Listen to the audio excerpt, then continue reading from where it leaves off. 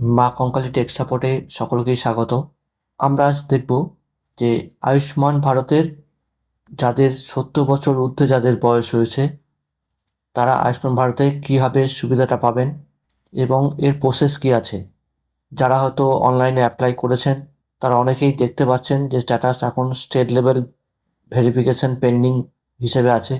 তো এরপরেও কিন্তু এখানেই আপনারা ভাবছেন যে এখানেই এনরোলমেন্ট করলেই অনলাইনে করলেই হয়তো আপনারা এই স্কিমের কার্ডটা পেয়ে যাবেন, বাট কিন্তু তা নয়। এই নিয়ে একটা রিসেন্ট গাইডলাইন বেরিয়েছে যে এই বয়ঃবন্দনা স্কিম, অ্যাকচুয়ালি আপনারা যেটা আয়ুষ্মান ভারত কার্ড ভাবছেন ৭০ বছর বয়সে, এই স্কিমটার একটা আলাদা নাম আছে, সেটা হচ্ছে বয়ঃবন্দনা স্কিম, বা বাংলায় বললে বয়ঃবন্দনা প্রকল্প বলা যায়। তো এই স্কিমটা কিন্তু আলাদা পার্ট। আয়ুষ্মান ভারতের পিএমজেওয়াই যেমন একটা পার্ট, সেরকম বয়ঃবন্দনা প্রকল্প এটা একটা আলাদা পার্ট। তো সেই জন্য এই স্কিমটা কিন্তু আলাদাভাবে এনরোলমেন্ট করতে হবে, আলাদাভাবে প্রসেসিং আছে। তো তার একটা গাইডলাইন এখন বেরিয়েছে। সেই গাইডলাইনটা নিয়ে আমরা দেখব যে সেই গাইডলাইনে কী বলা আছে, কীভাবে কাজটা হবে। প্রথমেই বলি, আপনারা যদি এই চ্যানেলে নতুন হয়ে থাকেন, আপডেটেড রিপোর্ট পাওয়ার জন্য অবশ্যই চ্যানেলটাকে সাবস্ক্রাইব করে বেল আইকন টিপবেন। যারা নতুন এবং যারা পুরনো, এই ধরনের ভিডিওগুলোকে আরও প্রচুর পরিমাণে শেয়ার করবেন, যাতে সমস্ত লোকের উপকার হয়, সমস্ত লোকেই এই ব্যাপারটা সম্বন্ধে পুরোপুরি অবগত হতে পারেন। সেই জন্য সকলকেই সাহায্য করবেন এবং সকলের কাছে শেয়ার করবেন। এই বয়ঃবন্দনা স্কিম, যে আমি কিন্তু বয়ঃবন্দনা স্কিমই বলবো এখানে, কারণ এখানে আয়ুষ্মান ভারত বলবো না। আয়ুষ্মান ভারত বলতে লোকে আয়ুষ্মান ভারত যে কার্ডটা বেরিয়েছে পিএমজেওয়াই, প্রধানমন্ত্রী জন আরোগ্য যোজনা, সবাই সেটাকেই বুঝবেন। আমি এখানে সেই জন্য বয়ঃবন্দনা স্কিমটাকে আলাদা করে বারবার উচ্চারণ করব। আপনারা হয়তো অনেকেই পিএমজেওয়াই, প্রধানমন্ত্রী জন আরোগ্য যোজনায় অ্যাপ্লাই করেছেন। প্রিফিল ফর্ম গেছে আপনাদের বাড়িতে, যাদের বাড়িতে এওয়াই, এসপিএইচএইচ এবং পিএইচএইচ রেশন কার্ড আছে। তাদের মধ্যে হয়তো অনেকেই ৭০ বছর বয়স আছে, তারা হয়তো অনেকেই আয়ুষ্মান ভারতের কার্ড পেয়েও গেছেন, ঠিক আছে। কিন্তু তাদের মধ্যে অনেকে ৭০ বছর বয়স, যারা কিনা বয়ঃবন্দনা স্কিমের জন্যই এলিজিবল বা যোগ্য। তো তারা কি করে এই বয়ঃবন্দনা স্কিমের মধ্যে ঢুকবেন, এবং তাদের জন্য, এবং নতুন যারা RKSY 1, RKSY 2, যারা এর বাইরে আয়ুষ্মান ভারতে পিএমজেওয়াই বাইরে যে সমস্ত লোক আছেন, এই যে রেশন কার্ডগুলো বললাম, RKSY 1, RKSY 2 এবং জেনারেল, তারা কি করে বয়ঃবন্দনা স্কিমের মধ্যে আসবেন, এই নিয়ে অলরেডি একটা ভিডিও আমি করেছি, এনরোলমেন্ট। বাট এখন গাইডলাইন এইটা কীভাবে কাজ হবে তার রিসেন্ট একটা গাইডলাইন বেরিয়েছে। সেই গাইডলাইনটা আজ আমরা দেখে নেব, তাহলে আপনাদের কাছে পুরো চিত্রটা ক্লিয়ার হয়ে যাবে। তো প্রথমেই আপনাদের কাছে কি করতে হবে না, অনলাইনে যেভাবে আমি দেখিয়েছিলাম, এই যে উপরে ভিডিওটা আছে, এই ভিডিওটার এইরকম এই লিঙ্কে যাবেন, গিয়ে দেখে নেবেন কি করে বয়ঃবন্দনা স্কিমে এনরোলমেন্ট করতে হবে বা ইকেওয়াইসি করতে হবে। চলুন আমরা আজকে ভিডিওটা গাইডলাইনটার মধ্যে যাই, যে গাইডলাইনটা বের হয়েছে।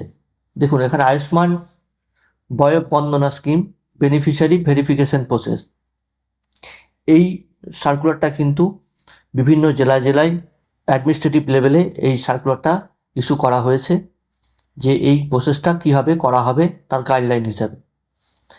দেখুন প্রথমেই বলা হচ্ছে যে Ayushman বয়ঃবন্দনা scheme manage by the national health authority provides a free 5 lakh annual health insurance to senior citizens aged 70 years and above।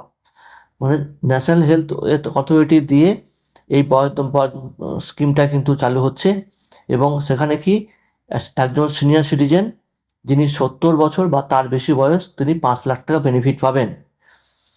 এবং তার এই যে কি বলছে, list of beneficiaries who applied through NHA portal shall be printed from the verification portal of this department.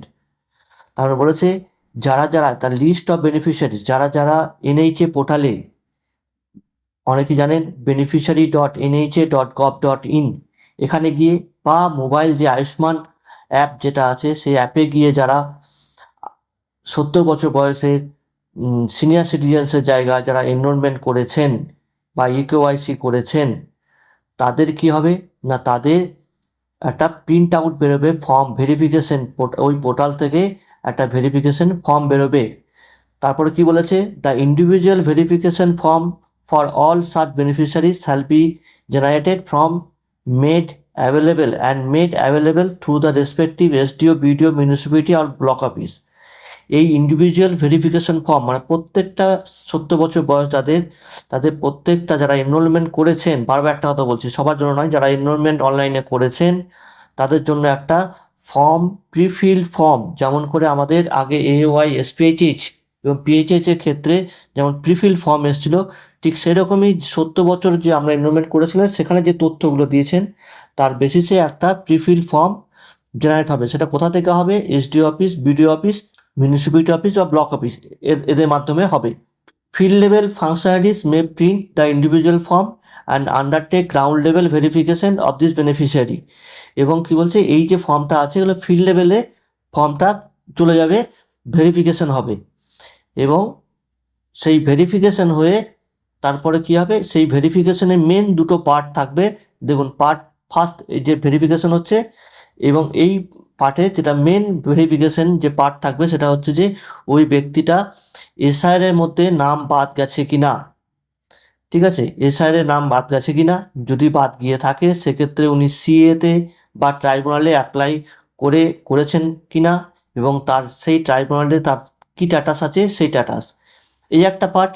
আর একটা part কী থাকবে, সেটা হচ্ছে যে ওই ব্যক্তি যিনি সিনিয়র সিটিজেন উনি অলরেডি কোনো ওয়েস্ট বেঙ্গল হেলথ স্কিম বা সেন্ট্রাল গভর্নমেন্টের কোনো হেলথ স্কিম বা সরকারি কোনো হেলথ স্কিম এর মধ্যে আওতায় আছেন কি না, এই দুটি ডিক্লারেশন কিন্তু ওনাকে লাগবে। এই ফর্মটার যে প্রিফিল ফর্ম তার মেন ইয়েটাই হচ্ছে এই দুটো মোটো, এই দুটোকে ঠিকঠাক করে আপনারা ফিল আপ করবেন এবং এই ফর্মটা কিন্তু আপনাদের বাড়িতে যাবে এবং আপনারা সেক্ষেত্রে কিন্তু দেখে নেবেন। এরপরে কি হবে না, ফর্মটা আপনি সিগনেচার করলে, ভেরিফাই করলে অফিসার লেভেলে যারা BDO অফিস বা SDO অফিসের যারা এক্সটেনশন অফিসার আছেন তারা ভেরিফাই করবেন, ভেরিফাই করে সেটাকে এলিজিবল এবং নট এলিজিবল ক্রাইটেরিয়ায় ফেলবেন। ঠিক আছে, যার যেটা যেমন হবে সেরকম। এই যে ভেরিফিকেশনটা হবে তারপরে কিন্তু আপনার এই যে স্টেট লেভেল ভেরিফিকেশন দেখাচ্ছে ওটা কিন্তু ভেরিফাইটা উঠবে এবং এই প্রসেসটা হওয়ার পর তারপরে কিন্তু ভেরিফিকেশন হলে এই যে ভেরিফিকেশন সেটা কিন্তু হয়ে যাওয়ার পর তারপরে আপনি অনলাইনে গিয়ে চেক করে দেখবেন আপনার স্ট্যাটাসটা কী দেখাচ্ছে। যদি আপনার ভেরিফাইড হয়ে যায় তাহলে অ্যাপ্রুভ দেখাবে, এই যে এখানে এরকম জায়গায় আপনাকে অ্যাপ্রুভ দেখাবে। আর যদি আপনার ভেরিফিকেশন না অবস্থা থাকে তাহলে verification at the state level থাকবে। একটা ডেমো আপনাদেরকে দেখাচ্ছি আমি। দেখুন, এরকমই আগে যেমন ছিল, এখানে লেখা থাকবে আয়ুষ্মান বয়ঃবন্দনা স্কিম বলে, ঠিক আছে, এবং প্রিফিল ফর্ম যারা অলরেডি এনরোল, যেটা বললাম অলরেডি এনরোল যারা করেছেন অনলাইনে বা EKYC যারা করছেন বয়ঃবন্দনা স্কিমের মধ্যে, তারা এখানে এরকম ফর্ম তাদের নামে আসবে, এরকম বাই নেম, আধার নাম থাকবে, রেশন কার্ড নাম্বার থাকবে, আধার মোবাইল নাম্বার থাকবে, ভিলেজ ডিটেলস থাকবে, যেমন আগে আমাদের PMJY এর ক্ষেত্রে যেমন ফর্ম ছিল ঠিক সেরকমই প্রিফিল ফর্ম আসবে। দেখুন, পরের পার্টটা থাকছে ওনার আধার কার্ডের ডিটেলস। দেখুন এখানে ওনার যে SIR এর নামটা বাদ গেছে কিনা বা SD লিস্টের মধ্যে ওনার নাম আছে কিনা এবং উনি অ্যাপ্লাই করেছেন কিনা ট্রাইব্যুনালে এবং তার কি স্ট্যাটাস আছে এখন, বা ওই ব্যক্তি কোনো জায়গায় শিফটেড হয়ে চলে গেছেন কি না। ঠিক আছে, তো এইগুলো ওনাকে ডিক্লারেশন দিতে হবে। তারপর দেখুন এখানে দেওয়া আছে eligible for inclusion under VVS, এটা যিনি অবজারভেশন করবেন তিনি করবেন, যিনি ভেরিফাইং অফিসার তিনি সই করবেন। তো এরকম মোটামুটি ডেমো একটা আপনাদেরকে দেখালাম, এরকমই ফর্মটা আপনাদের কাছে আসবে, আপনারা সেটা ফিল আপ করে আবার যিনি নিয়ে আসবেন তার কাছেই সঙ্গে সঙ্গে জমা দিয়ে দেবেন।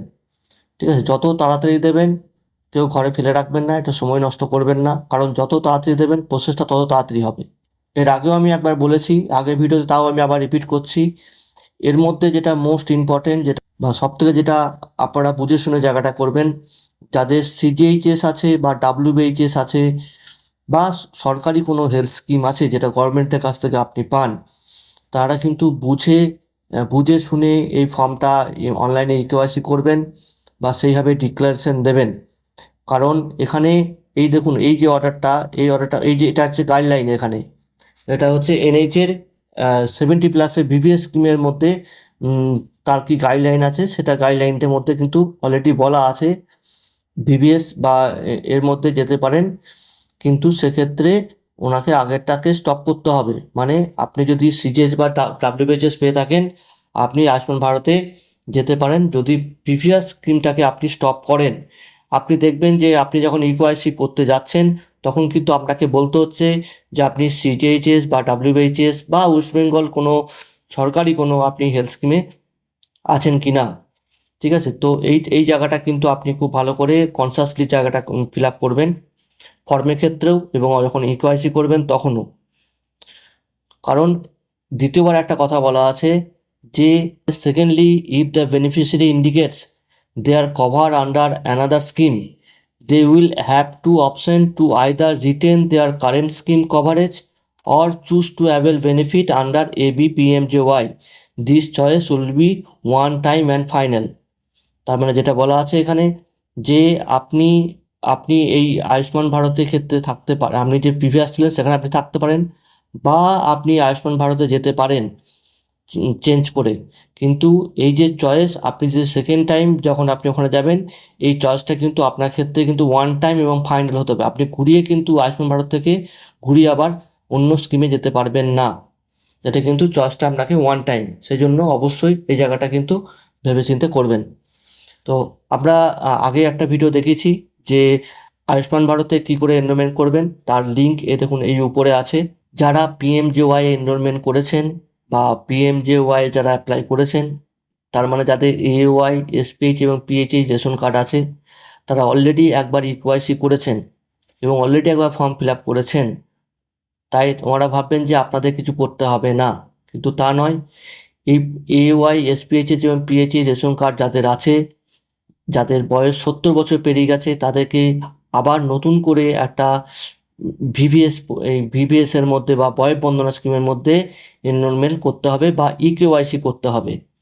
এসপিএইচএস নেই, যাদের RKSY1, RKSY2 আছে, তারা উপরের এই যে ভিডিওটার লিঙ্ক আছে, এই ভিডিও থেকে ওনারা জানতে পারবেন যে কি করে আপনাদের এনরোলমেন্ট হতে হবে। অবশ্যই চ্যানেলটাকে সাবস্ক্রাইব করে বেল আইকন টিপে দেবেন, তাতে আপনার নোটিফিকেশান আসবে। আর যদি ভিডিওটা ভালো লেগে থাকে অবশ্যই লাইক এবং সাবস্ক্রাইব করবেন, আর ভিডিওটা প্রচুর লোকের মধ্যে ছড়িয়ে দিন, শেয়ার করে দিন, যাতে সকলেই এর উপকার পান। কারণ খুব সীমিত সময়ের মধ্যে অনেক কাজ ইনস্ট্রাকশন মানে দেওয়া হচ্ছে ডিপার্টমেন্ট থেকে, তো সেগুলো আপনারা অবশ্যই এই চ্যানেলের মাধ্যমে আপনারা পেয়ে যাবেন। তো অবশ্যই অবশ্যই চ্যানেলটাকে সাবস্ক্রাইব করে রাখবেন, যাতে ভবিষ্যতে আরও আপনারা আপডেট পেতে চান। সকলকে ধন্যবাদ, ভালো থাকুন, সুস্থ থাকুন।